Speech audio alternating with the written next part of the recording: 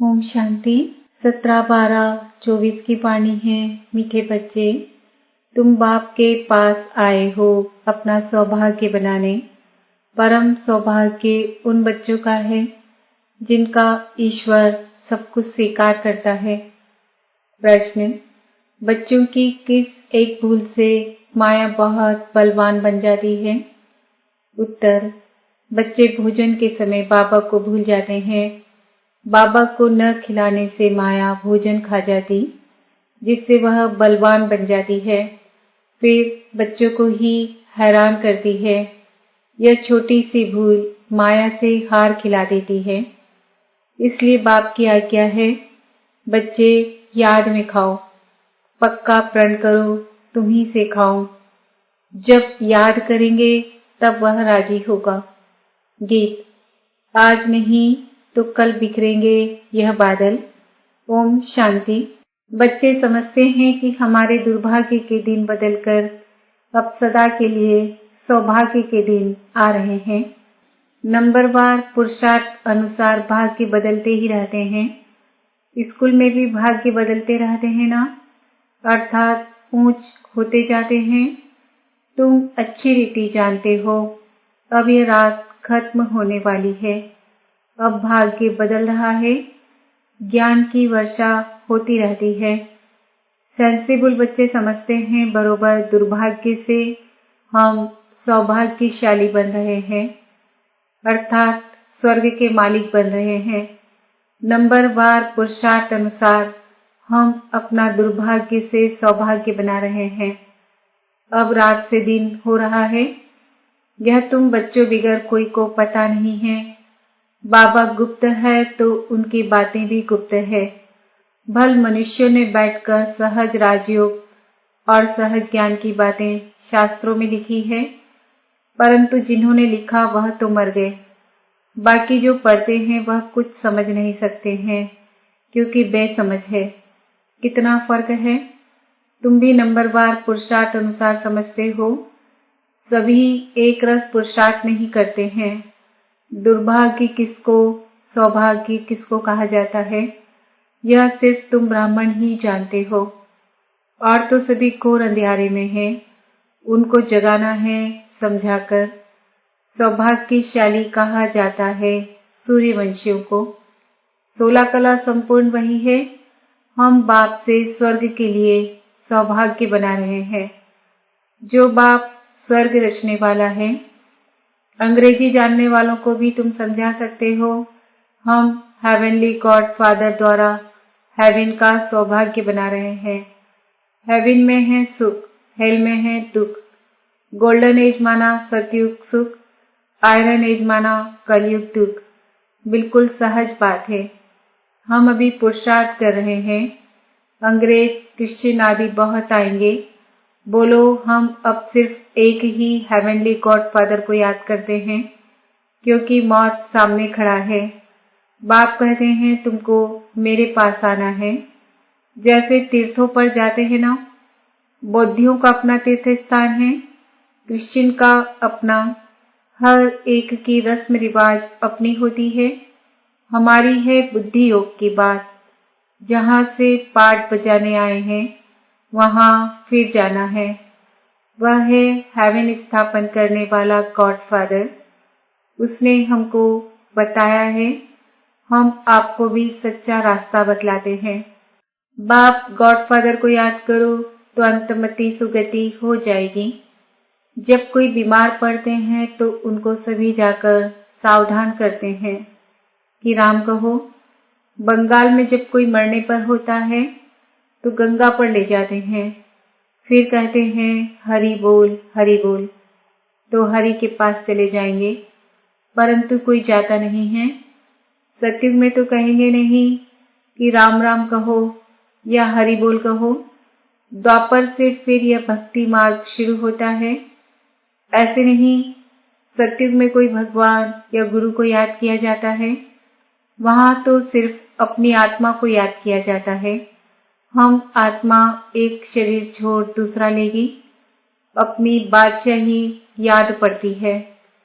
समझते हैं हम बादशाही में जाकर जन्म लेंगे। यह अब पक्का निश्चय है, बादशाही तो मिलनी ही है ना, बाकी किसको याद करेंगे अथवा दान पुण्य करेंगे। वहां कोई गरीब होता ही नहीं जिसको बैठ दान पुण्य करें। भक्ति मार्ग की रस्म रिवाज अलग, ज्ञान मार्ग की रस्म रिवाज अलग है। अभी बाप को सब कुछ दे 21 जन्म का वर्षा ले लिया, बस फिर दान पुण्य करने की दरकार नहीं। ईश्वर बाप को हम सब कुछ दे देते हैं, ईश्वर ही स्वीकार करते हैं। स्वीकार न करे तो फिर देवे कैसे, न स्वीकार करे तो वह भी दुर्भाग्य। स्वीकार करना पड़ता है ताकि उनका ममत्व मिटे। यह भी राज तुम बच्चे जानते हो। जब जरूरत ही नहीं होगी तो स्वीकार क्या करेंगे। यहाँ तो कुछ इकट्ठा नहीं करना है, यहाँ से तो ममत्व मिटा देना पड़ता है।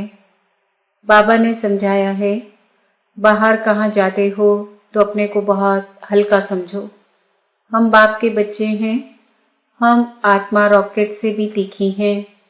ऐसे देही अभिमानी हो पैदल करेंगे तो कभी थकेंगे नहीं, देह का भान नहीं आएगा।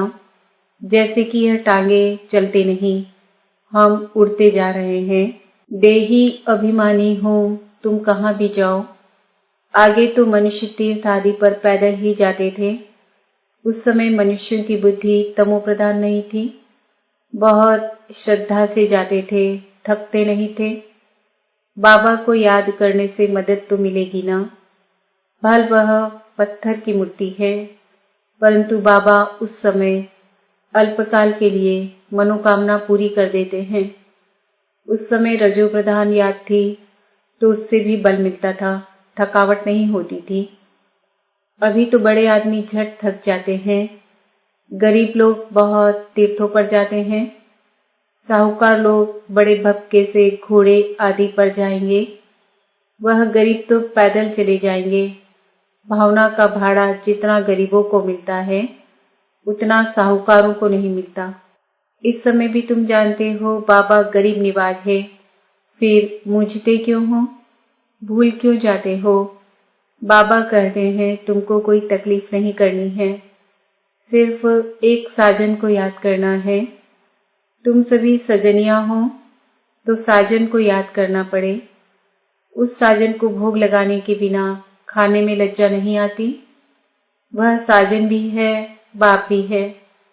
कहते हैं मुझे तुम नहीं खिलाएंगे, तुमको तो हमें खिलाना चाहिए ना। देखो बाबा युक्तियां बतलाते हैं। तुम बाप अथवा साजन मानते हो ना, जो खिलाता है पहले तो उनको खिलाना चाहिए। बाबा कहते हमको भोग लगाकर हमारी याद में खाओ, इसमें बड़ी मेहनत है। बाबा बार बार समझाते हैं, बाबा को याद जरूर करना है। बाबा खुद भी बार बार पुरुषार्थ करते रहते हैं। तुम कुमारियों के लिए तो बहुत सहज है, तुम सीढ़ी चढ़ी ही नहीं हो। कन्या की तो साजन के साथ सगाई होती ही है, तो ऐसे साजन को याद कर भोजन खाना चाहिए। उनको हम याद करते हैं और वह हमारे पास आ जाते हैं। याद करेंगे तो भाषा लेंगे, तो ऐसी ऐसी बातें करनी चाहिए बाबा के साथ। तुम्हारी यह प्रैक्टिस होगी रात को जागने से, अभ्यास पड़ जाएगा तो फिर दिन में भी याद रहेगी। भोजन पर भी याद करना चाहिए। साजन के साथ तुम्हारी सगाई हुई है, तुम ही सिखाऊं, यह पक्का प्रण करना है। जब याद करेंगे तभी तो वह खाएंगे ना। उनको तो भासना ही मिलनी है, क्योंकि उनको अपना शरीर तो नहीं है। कुमारियों के लिए तो बहुत सहज है, इनको जास्ती फैसिलिटीज है। शिव बाबा हमारा सलोना साजन कितना मीठा है। आधा कल्प हमने आपको याद किया है, अभी आप आकर मिले हो। हम जो खाते हैं आप भी खाओ। ऐसे नहीं, एक बार याद किया बस, फिर तुम खुद खाते जाओ, उनको खिलाना भूल जाओ। उनको भूलने से उनको मिलेगा नहीं। चीजें तो बहुत खाते हो, खिचड़ी खाएंगे, आम खाएंगे, मिठाई खाएंगे, ऐसे थोड़े ही शुरू में याद किया। खलास, फिर और चीजें वह कैसे खाएंगे? साजन नहीं खाएंगे तो माया बीच में खा जाएगी, उनको खाने नहीं देगी। हम देखते हैं माया खा जाती है तो वह बलवान बन जाती है और तुमको हराती रहती है। बाबा युक्तियां सब बतलाते हैं। बाबा को याद करो तो बाप अथवा साजन बहुत राजी होगा। कहते हो बाबा तुम्ही से बैठूं, तुम्ही से खाऊं। हम आपको याद कर खाते हैं, ज्ञान से जानते हैं आप तो भासना ही लेंगे। यह तो लौन का शरीर है, याद करने से वह आते हैं। सारा मदार तुम्हारी याद पर है। इसको योग कहा जाता है। योग में मेहनत है। सन्यासी उदासी ऐसे कभी नहीं कहेंगे। तुमको अगर पुरुषार्थ करना है तो बाबा की श्रीमत को नोट करो, पूरा पुरुषार्थ करो। बाबा अपना अनुभव बतलाते हैं, कहते हैं जैसे कर्म मैं करता हूँ तुम भी करो, वही कर्म मैं तुमको सिखलाता हूँ। बाबा को तो कर्म नहीं करना है। सतयुग में कर्म कुटते नहीं। बाबा बहुत सहज बातें बताते हैं। तुम्ही से बैठूं, सुनूं, तुम्ही से खाऊं, यह तुम्हारा ही गायन है। साजन के रूप में व बाप के रूप में याद करो। गाया हुआ है ना। विचार सागर मंथन कर ज्ञान की पॉइंट्स निकालते हैं। इस प्रैक्टिस से विकर्म भी विनाश होंगे, तंदुरुस्त भी बनेंगे। जो पुरुषार्थ करेंगे उनको फायदा होगा, जो नहीं करेंगे उनको नुकसान होगा। सारी दुनिया तो स्वर्ग का मालिक नहीं बनती है, यह भी हिसाब किताब है। बाबा बहुत अच्छी रीति समझाते हैं। गीत तो सुना। बरोबर हम यात्रा पर चल रहे हैं। यात्रा पर भोजन आदि तो खाना ही पड़ता है। सजनी साजन के साथ, बच्चा बाप के साथ खाएंगे। यहाँ भी ऐसे हैं। तुम्हारी साजन के साथ जितनी लगन होगी उतना खुशी का पारा चढ़ेगा। निश्चय बुद्धि विजयंती होते जाएंगे। योग माना दौड़ी, यह बुद्धि योग की दौड़ी है। हम स्टूडेंट हैं, टीचर हमको दौड़ना सिखलाते हैं। बाप कहते हैं ऐसे नहीं समझो कि दिन में सिर्फ कर्म ही करना है। कछुए मिसल कर्म कर फिर याद में बैठ जाओ। भ्रमरी सारा दिन भू भू करती है, फिर कोई उड़ जाते, कोई मर जाते। वह तो एक दृष्टांत है। यहाँ तुम भू भू कर आप समान बनाते हो, उसमें कोई का तो बहुत लव रहता है, कोई सड़ जाते हैं, कोई अधूरे रह जाते हैं, भागंती हो जाते हैं, फिर जाकर कीड़ा बनते हैं। तो यह भूभू करना बहुत सहज है। मनुष्य से देवता किए करत न लागी पार। अभी हम योग लगा रहे हैं, देवता बनने का पुरुषार्थ कर रहे हैं। यही ज्ञान गीता में था। वह मनुष्य से देवता बनाकर गए थे। सतयुग में तो सब देवताएं थे। जरूर उन्हों को संगम युग पर ही आकर देवता बनाया होगा। वहां तो देवता बनने का योग नहीं सिखलाएंगे। सतयुग आदि में देवी देवता धर्म था और कलयुग अंत में ही आसुरी धर्म। यह बात सिर्फ गीता में ही लिखी हुई है। मनुष्य को देवता बनाने में देरी नहीं लगती है, क्योंकि एम ऑब्जेक्ट बता देते हैं। वहां सारी दुनिया में एक धर्म होगा। दुनिया तो सारी होगी ना। ऐसे नहीं चीन यूरोप नहीं होंगे, होंगे, परंतु वहां मनुष्य नहीं होंगे। सिर्फ देवता धर्म वाले होंगे और धर्म वाले होते नहीं। अभी है कलयुग। हम भगवान द्वारा मनुष्य से देवता बन रहे हैं। बाप कहते हैं तुम 21 जन्म सदा सुखी बनेंगे। इसमें तकलीफ की कोई बात ही नहीं। भक्ति मार्ग में भगवान के पास जाने के लिए कितनी मेहनत की है। कहते हैं पार निर्वाण गया। ऐसे कभी नहीं कहेंगे कि भगवान के पास गया, कहेंगे स्वर्ग गया। एक के जाने से तो स्वर्ग नहीं बनेगा, सबको जाना है। गीता में लिखा हुआ है, भगवान कालों का काल है, मच्छरों सदस्य सभी को वापस ले जाते हैं। बुद्धि भी कहती है चक्र रिपीट होना है, तो पहले पहले जरूर सत्युगी देवी देवता धर्म रिपीट होगा, फिर बाद में और धर्म रिपीट होंगे। बाबा कितना सहज बतलाते हैं, मन बना भव बस।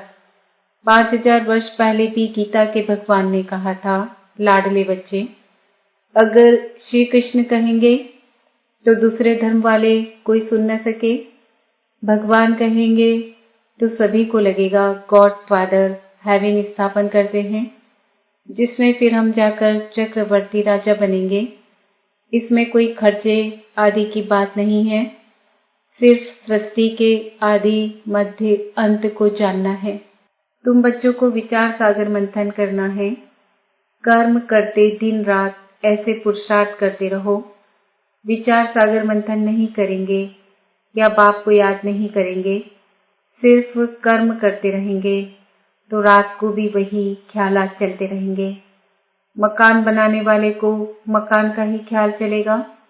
भल विचार सागर मंथन करने की रिस्पॉन्सिबिलिटी इन पर है, परंतु कहते हैं कलश लक्ष्मी को दिया तो तुम लक्ष्मी बनती हो ना। अच्छा, मीठे मीठे सिकिलदे बच्चों प्रति माता पिता बाप दादा का याद प्यार और गुड मॉर्निंग। रूहानी बाप की रूहानी बच्चों को नमस्ते। हम रूहानी बच्चों की रूहानी माता पिता बाप दादा को याद प्यार गुड मॉर्निंग नमस्ते ओम शांति। धारणा के लिए मुख्य सार, श्रीमत को नोट कर पुरुषार्थ करना है। बाप ने जो कर्म करके सिखाया है वही करने हैं। विचार सागर मंथन कर ज्ञान की पॉइंट्स निकालनी है। अपने आप से प्रण करना है कि हम बाप की याद में ही भोजन खाएंगे, तुम्ही से बैठूं तुम्ही से खाऊं, यह वायदा पक्का निभाना है। वरदान, कर्म और संबंध दोनों में स्वार्थ भाव से मुक्त रहने वाले बाप समान कर्मातीत भव। आप बच्चों की सेवा है सबको मुक्त बनाने की, तो औरों को मुक्त बनाते स्वयं को बंधन में बांध नहीं देना। जब हद के मेरे से मुक्त होंगे तब अव्यक्त स्थिति का अनुभव कर सकेंगे। जो बच्चे लौकिक और अलौकिक कर्म और संबंध दोनों में स्वार्थ भाव से मुक्त है, वही बाप समान कर्मातीत स्थिति का अनुभव कर सकते हैं। तो चेक करो कहाँ तक कर्मों के बंधन से न्यारे बने हैं। व्यर्थ स्वभाव संस्कार के वश होने से मुक्त।